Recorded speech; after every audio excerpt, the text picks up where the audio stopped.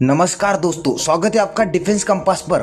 दोस्तों, भारत का Dhruvastra missile system अब इंडक्शन के लिए पूरी तरह से तैयार है। यह भारत की स्वदेशी हेलीकॉप्टर से लॉन्च होने वाली तीसरी पीढ़ी के एंटी टैंक मिसाइल है, जिसमें फायर एंड फॉरगेट और टॉप अटैक क्षमता मौजूद है। यह मिसाइल लगभग 7 किलोमीटर तक मार कर सकती है और खासतौर पर लद्दाख जैसे ऊंचे इलाकों में ऑपरेशन के लिए ऑप्टिमाइज की गई है।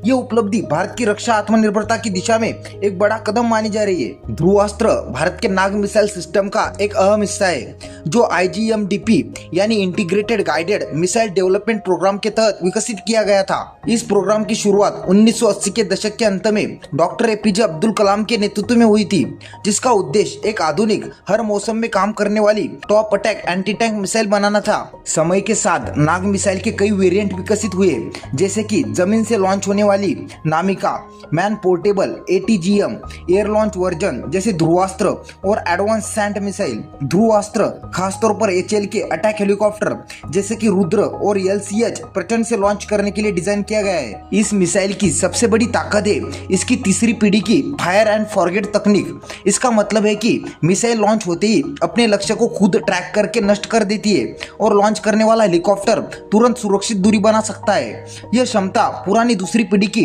एंटी टैंक मिसाइलों से एक बड़ा अपग्रेड है और आधुनिक युद्ध में भारत की ताकत को काफी बढ़ाती है। ध्रुवास्त्र मिसाइल में इमेजिंग इंफ्रारेड सीकर लगा हुआ है, जो टारगेट को पहचानने और लॉक करने में मदद करता है। इसकी वजह से यह मिसाइल दिन और रात दोनों समय काम कर सकती है और कई तरह के इलेक्ट्रॉनिक्स काउंटर मेजर से भी बची रहती है। यह मिसाइल 2 अटैक मोड को सपोर्ट करती है, डायरेक्ट अटैक, टॉप अटैक, जिसमें टैंक के ऊपर वाले कमजोर हिस्से पर हमला किया जाता है। इसकी 7 किलोमीटर तक की मारक क्षमता टैंक हेलीकॉप्टरों को स्टैंड ऑफ अटैक करने की सुविधा देती है, जिससे वे दुश्मन के एयर डिफेंस सिस्टम से सुरक्षित दूरी बनाए रख सकते हैं। करीब 43 किलोग्राम वजन वाली ये मिसाइल खासतौर पर ऊंचाई वाले इलाकों जैसे कि लद्दाख के लिए डिजाइन की गई है, ताकि हेलीकॉप्टर की उड़ान क्षमता पर ज्यादा असर न पड़े। मारक क्षमता की बात करें तो ध्रुवास्त्र लगभग 800 मिलीमीटर तक के आर्मर को भेज सकती है, जिससे यह अधिकतर हल्के और मध्यम बख्तरबंद वाहनों को नष्ट करने में सक्षम है।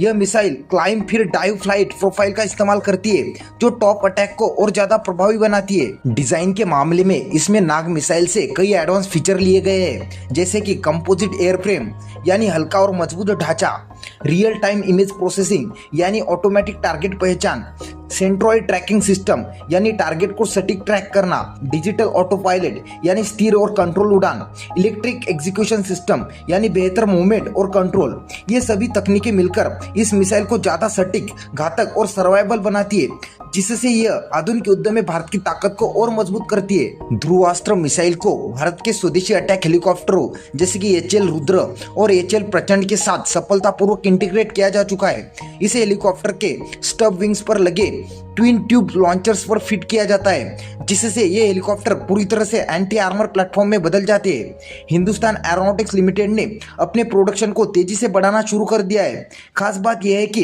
156 प्रचंड हेलीकॉप्टर का ऑर्डर पहले से मौजूद है, जो भविष्य में ध्रुवास्त्र की बड़े पैमाने पर तैनाती को सपोर्ट करेगा। खरीद प्रक्रिया भी तेजी से आगे बढ़ रही है। डिफेंस एक्विजिशन काउंसिल ने सितंबर 2023 में लगभग 700 करोड़ की मंजूरी दी थी, जिसके तहत वायुसेना के लिए 200 से ज्यादा ध्रुवास्त्र मिसाइलें खरीदी जाएंगी। शुरुआती योजना के अनुसार लगभग 500 मिसाइलों की जरूरत का अनुमान है। करीब 40 लॉन्चर सिस्टम तैनात किए जाएंगे।